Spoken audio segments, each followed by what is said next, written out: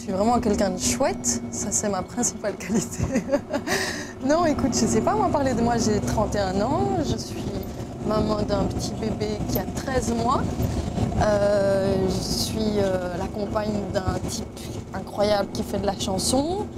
Je suis perfectionniste, ce qui vaut, comme on le sait, à la fois comme qualité et comme défaut. Et sinon, comme vrai défaut, je suis assez chiante. Mais bon, la plupart des femmes sont assez chiantes, donc...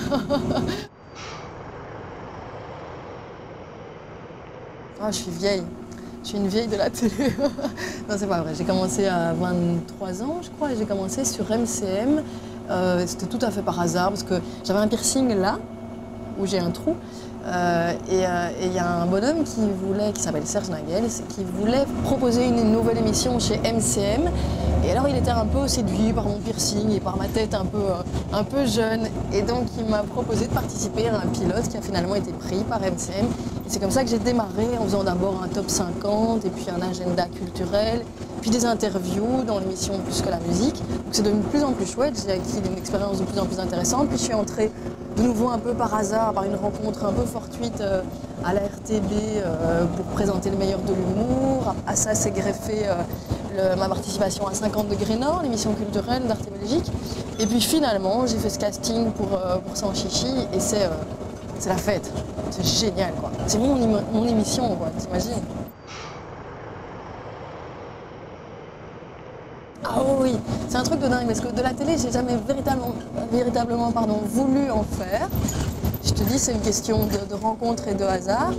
Et puis ceci, par contre, je peux le dire sans vexer personne avant, que c'est la première émission pour laquelle j'ai envie de me battre complètement, quoi. Les autres émissions, c'était des projets dans lesquels je m'inscrivais avec plaisir, mais ici, j'ai l'impression que c'est que du bonheur et c'est comme ça que ça se passe, quoi. À chaque enregistrement, on est dans le naturel, dans la tranquillité, on apprend plein de petites choses ou de grandes choses dans un esprit extrêmement détendu, c'est vraiment un plaisir total.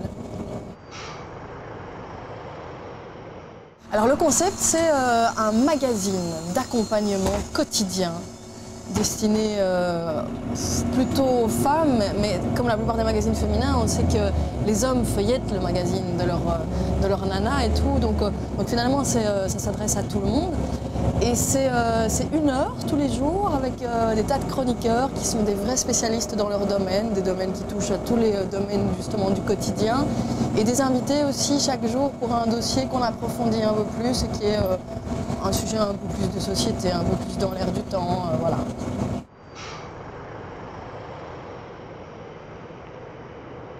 Oui, tout à fait. Et alors la chance que j'ai, c'est que moi j'y connais rien, mais qu'il y a des gens qui en parlent et qui savent très très bien comment en parler. Donc on a fait un dossier justement il n'y a pas longtemps sur les moyens de transport alternatifs avec un bonhomme passionnant. On a aussi parmi nos chroniqueurs Isabelle qui est une éco-consommatrice par excellence et qui nous donne plein de plans pour consommer justement autrement et de manière durable si possible. On a aussi reçu une jeune femme qui s'appelle Marie Cabanac et qui fait des vêtements éthiques et durables et tout. Donc on est vraiment dans l'esprit, quoi.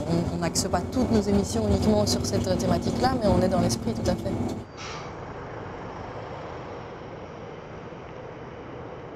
Il y a plein de choses que j'apprends. Par exemple, Sandrine Scournau a parlé il n'y a pas longtemps du moyen comment dire, de se comporter de manière un peu écolo quand on est dans les embouteillages en voiture.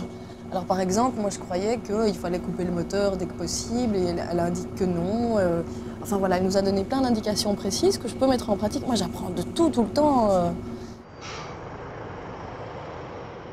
Par la force des choses, comme je ne suis pas bien riche et que rouler ça coûte cher, j'ai plutôt tendance à avoir le pied léger et à faire des accélérations douces, etc.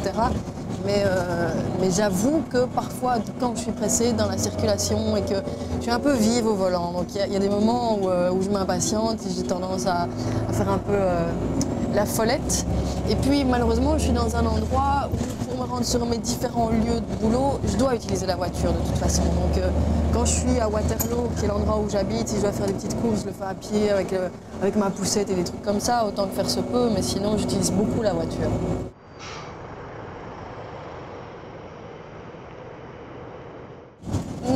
Non, pas franchement, enfin, pas par rapport à l'écologie ou au développement durable. Je trouve juste que c'est stressant de savoir ce qui attend nos enfants, tu vois, mais je trouve que dans l'ensemble c'est stressant. Mais j'ai pas envie non plus.